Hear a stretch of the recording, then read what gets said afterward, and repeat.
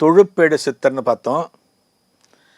அந்த ஊரில் இருக்கிற ஒரு முரட்டு ஆசாமி இவரை நம்பாமல் இவருக்கு ஏதான ஒரு கெடுதலை பண்ணணுங்கிறதுக்காக மது வகைகளை கொண்டு வந்து கொடுத்து கூல்ட்ரிங்க்ஸ்ன்னு சொல்லி ஒன்று ஒன்றா கொடுக்குறார். எல்லாத்தையும் குடிச்சு முடிச்சுட்டார்.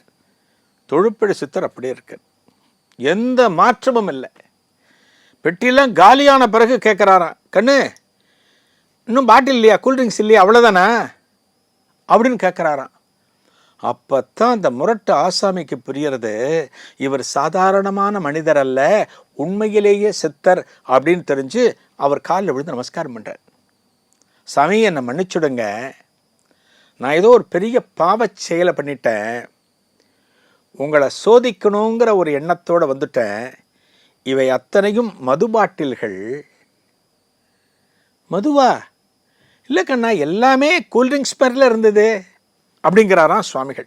சித்தர் சொல்கிறாராம், இல்லை சாமி எல்லாமே மது வகைகள், நான் தப்பாக உங்களை சோதிச்சுட்டேன், என்னை மன்னிச்சிடுங்கிறாராம்.